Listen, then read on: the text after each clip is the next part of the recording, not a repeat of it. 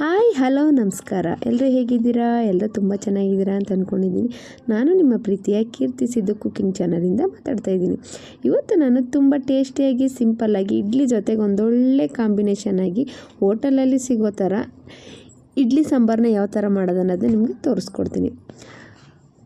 ಇವಾಗ ನಾನು ಸ್ಟವ್ ಹಚ್ಚಿ ಒಂದು ಪಾತ್ರೆನ ಇಟ್ಟು ಒಗ್ಗರಣೆಗೆ ಎಷ್ಟು ಬೇಕಷ್ಟು ಎಣ್ಣೆ ಹಾಕ್ಕೊಂಡು 1-2 ಸ್ಪೂನಷ್ಟು ಕಡಲೆಬೇಳೆನ ಹಾಕ್ಕೊಂಡು ಅದು ಕ್ರಿಸ್ಪಿ ಆಗೋ ತನಕ ಅದನ್ನು ಫ್ರೈ ಮಾಡ್ಕೊತಾ ಇದ್ದೀನಿ. ಇವಾಗ ಒಂದು 3 ದಪ್ಪ ಈರುಳ್ಳಿನ ದಪ್ಪದಾಗಿ ಚಾಪ್ ಮಾಡಿ ಒಗ್ಗರಣೆಗೆ ಸೇರಿಸ್ಕೊಂಡಿದ್ದೀನಿ.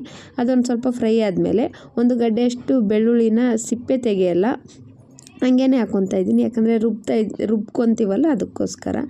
ಇವಾಗ ನಾನು ಒಂದು 10 ಟೊಮೊಟೊನ ಹುಳಿ ಟೊಮೊಟೊನ ತೊಗೊಂಡಿದ್ದೀನಿ. ನಾನು ಇದಕ್ಕೆ ಸಿಹಿ ಟೊಮೊಟೊ ಆದರೆ ಒಂದು ಸ್ವಲ್ಪ ಖಾರ ಜಾಸ್ತಿ ಹಾಕ್ಕೊಳ್ಳಿ, ಹುಳಿ ಟೊಮೊಟೊ ಆದರೆ ಅಷ್ಟು ಖಾರ ಹಿಡಿಯಲ್ಲ, ಓಕೆನಾ. ಇವಾಗ ನಾನು ಒಂದು ಬಟ್ಲಷ್ಟು ಕಡಲೆ ಬೀಜನ ಸೇರಿಸ್ಕೊತಾ ಇದ್ದೀನಿ. ಇದು ಆಪ್ಷನಲ್, ನೀವು ಬೇಕಿದ್ರೆ ಹಾಕ್ಕೊಬೋದು, ಇಲ್ಲಾಂದರೆ ಸ್ಕಿಪ್ ಮಾಡ್ಕೊಬೋದು. ಇವಾಗ ಅದು ಫ್ರೈ ಆಗಿದ್ದಾಗಿದೆ. ಇವಾಗ ನಾನು ಟೊಮೊಟೊನು ಕೂಡ ದಪ್ಪದಾಗಿ ಚಾಪ್ ಮಾಡಿ ಹಾಕ್ಕೊಂಡಿದ್ದೀನಿ.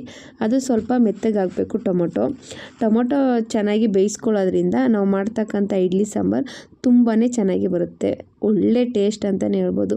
ಹೋಟೆಲಲ್ಲಿ ಯಾವ ಥರ ಸಿಗುತ್ತೆ ಸಾಂಬಾರು ಸೇಮ್ ಅದೇ ಥರನೇ ಟೇಸ್ಟ್ ಇರುತ್ತೆ. ಒಂದು ಸಾರಿ ಟ್ರೈ ಮಾಡಿ. ನಿಮ್ಗೆ ಯಾವುದಾದ್ರೂ ಅಡುಗೆದು ರೆಸಿಪಿ ಬೇಕಂದರೆ ನನಗೆ ಕಮೆಂಟ್ ಮಾಡಿ, ನಾನು ನಿಮಗೆ ತೋರಿಸ್ಕೊಡ್ತೀನಿ. ಇವಾಗ ಟೊಮೊಟೊ ಮೆತ್ತಗಾಗಿದೆ. ಇವಾಗ ನಾನು ಒಂದು 5 ಗುಂಟೂರು ಮೆಣಸಿನ್ಕಾಯಿನ ಹಾಕ್ಕೊತಾ ಇದ್ದೀನಿ.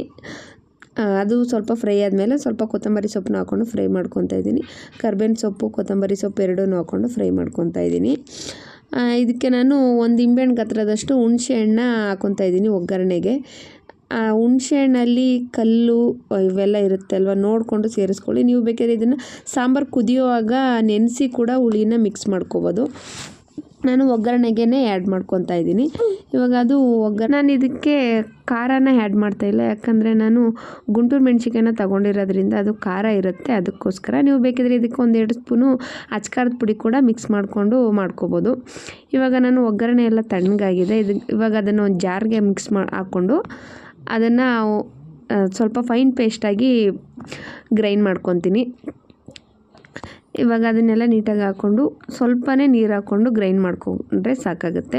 ಇವಾಗ ಅದು ರೆಡಿಯಾಗಿದೆ. ಇವಾಗ ಸ್ಟವ್ ಹಚ್ಚಿ ಒಂದು ಪಾತ್ರೆನ ಇಟ್ಟು ಅದಕ್ಕೆ ಸ್ವಲ್ಪ ಎಣ್ಣೆ ಹಾಕಿ ಅದಕ್ಕೆ ಸಾಸಿವೆ, 1 ಸ್ಪೂನ್ ಸಾಸಿವೆ, 1 ಸ್ಪೂನ್ ಜೀರಿಗೆ ಎರಡನ್ನೂ ಚಿಟಪಟ ಅಂತ ಸಿಡಿದ್ಮೇಲೆ 1 ಗಡ್ಡೆಯಷ್ಟು ಬೆಳ್ಳುಳ್ಳಿನ ಹಾಕ್ಕೊಂಡಿದ್ದೀನಿ.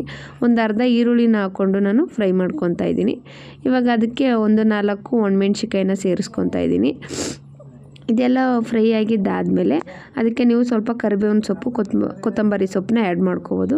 ನಾನೀಗ ಅದನ್ನು ರುಬ್ಬಕ್ಕೆ ಹಾಕ್ಕೊಂಡಿರೋದ ಕಾರಣ ನಾನು ಇವಾಗ ಅದಕ್ಕೆ ಹಾಕ್ಕೊತಾ ಇಲ್ಲ, ಸ್ವಲ್ಪ ಕೊತ್ತಂಬರಿ ಸೊಪ್ಪನ್ನ ಹಾಕ್ಕೊತಾ ಇದ್ದೀನಿ. ಇವಾಗ ಅದು ಫ್ರೈ ಆಗಿದ್ದಾದಮೇಲೆ ನಾವೇನು ರುಬ್ಬಿಟ್ಕೊಂಡಿದ್ವಿ ಮಸಾಲೆ ಅದನ್ನು ಇವಾಗ ನಾನು ಸೇರಿಸ್ಕೊತಾ ಇದ್ದೀನಿ. ತುಂಬ ಅಂದರೆ ತುಂಬ ತೆಳುವಾಗಿ ಮಾಡ್ಕೊಳ್ಳೋಕೆ ಹೋಗಬೇಡಿ, ತುಂಬ ಗಟ್ಟಿನೂ ಮಾಡ್ಕೊಳ್ಳೋದಕ್ಕೆ ಹೋಗಬೇಡಿ. ಇಡ್ಲಿಗೆ ಯಾವ ಥರ ಕನ್ಸಿಸ್ಟೆನ್ಸಿ ಬೇಕೋ ನೋಡಿಕೊಂಡು ನೀವು ನೀರನ್ನು ಮಿಕ್ಸ್ ಮಾಡ್ಕೋಬೇಕಾಗುತ್ತೆ. ಇವಾಗ ಜಾರ್ಗೆ ನಾನು ಒಂದು ಸ್ವಲ್ಪ ನೀರನ್ನು ಮಿಕ್ಸ್ ಮಾಡಿಕೊಂಡು ಪಾತ್ರೆಗೆ ಹಾಕ್ಕೊತಾ ಇದ್ದೀನಿ. ಆದಷ್ಟು ಇದಕ್ಕೆ ಬಿಸಿ ನೀರನ್ನು ಯೂಸ್ ಮಾಡ್ಕೊಳ್ಳಿ. ಬಿಸಿನೀರನ್ನು ಹಾಕೋದ್ರಿಂದ ನಾವು ಮಾಡ್ತಕ್ಕಂಥ ಅಡುಗೆ ಬೇಗನೆ ರೆಡಿಯಾಗುತ್ತೆ, ಅದಕ್ಕೋಸ್ಕರ. ಇವಾಗ ಅದು ಒಂದು ಕುದಿ ಬರಬೇಕು. ಅದು ಒಂದು ಕುದಿ ಬಂದಿದೆ. ಇವಾಗ ಅದಕ್ಕೆ ನಾನೀಗ ರುಚಿಗೆ ತಕ್ಕಷ್ಟು ಉಪ್ಪನ್ನು ಹಾಕ್ಕೊತಾ ಇದ್ದೀನಿ. ಇದಕ್ಕೆ ಒಂದು ಸ್ವಲ್ಪ ಬೆಲ್ಲನ ಹಾಕ್ಕೊಳ್ಳಿ. ಆವಾಗ ಖಾರ ಹುಳಿ ಎರಡನ್ನೂ ಬ್ಯಾಲೆನ್ಸ್ ಮಾಡೋದಕ್ಕೋಸ್ಕರ ನಾನು ಬೆಲ್ಲನ ಆ್ಯಡ್ ಮಾಡ್ತಾಯಿದ್ದೀನಿ. ತುಂಬ ಟೇಸ್ಟಿಯಾಗಿ ಬರುತ್ತೆ ಸಾಂಬಾರಂತೂ. ಬೆಲ್ಲ ಹಾಕೋದೇ ಮೇನ್ ಇಂಗ್ರೀಡಿಯೆಂಟ್ ಇಲ್ಲಿ, ಸೀಕ್ರೆಟ್ ಟಿಪ್ಸ್ ಅಂತಲೂ ಹೇಳ್ಬೋದು ಇದನ್ನು. ಇವಾಗ ಅದನ್ನೆಲ್ಲ ಮಿಕ್ಸ್ ಮಾಡ್ಕೊಂಡಿದ್ದಾದಮೇಲೆ ಇನ್ನೊಂದು ಸ್ವಲ್ಪ ಹೊತ್ತು ಪ್ಲೇಟ್ನ ಕ್ಲೋಸ್ ಮಾಡಿ 1-2 ಮಿನಿಟ್ ಕುದಿಸ್ಕೊಂಡ್ರೆ ಸಾಂಬಾರು ರೆಡಿಯಾಗುತ್ತೆ. ತುಂಬ ಅಂದರೆ ತುಂಬಾ ಟೇಸ್ಟಿಯಾಗಿ ಬರುತ್ತೆ. ಯಾರೆಲ್ಲ ಹೊಸದಾಗಿ ನನ್ನ ಚಾನಲ್ ನೋಡ್ತಾ ಇದ್ದೀರಾ ಪ್ಲೀಸ್ ಲೈಕ್ ಮಾಡಿ, ಶೇರ್ ಮಾಡಿ, ಕಮೆಂಟ್ ಮಾಡಿ, ಸಬ್ಸ್ಕ್ರೈಬ್ ಮಾಡ್ಕೊಂಡು ನೋಡಿ. ನೀವು ಸಬ್ಸ್ಕ್ರೈಬ್ ಮಾಡ್ಕೊಂಡು ನೋಡೋದ್ರಿಂದ ನಾನು ಏನೇ ಹೊಸ ಅಡುಗೆಗಳನ್ನ ಹಾಕಿದ್ರೂ ನಿಮಗೆ ಬೇಗನೆ ರೀಚ್ ಆಗುತ್ತೆ, ಅದಕ್ಕೋಸ್ಕರ. ಫೈನಲಿ ಸಾಂಬಾರು ರೆಡಿಯಾಗಿದೆ.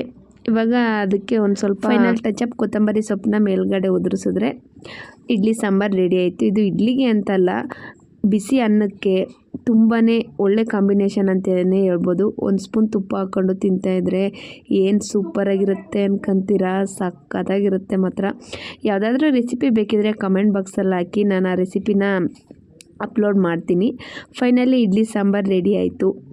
ಈ ವಿಡಿಯೋ ನೋಡಿದ್ದಕ್ಕಾಗಿ ನಿಮಗೆಲ್ಲರಿಗೂ ಧನ್ಯವಾದಗಳು. ಒಂದು ತಟ್ಟೆಗೆ ಇಡ್ಲಿನ ಹಾಕ್ಕೊಂಡು ಮೇಲ್ಗಡೆ ಸಾಂಬಾರನ್ನ ಹಾಕ್ಕೊಂಡು ತಿಂತಾಯಿದ್ರೆ ಹೋಟೆಲಲ್ಲಿ ತಿನ್ನೋ ಥರನೇ ಫೀಲ್ ಆಗುತ್ತೆ.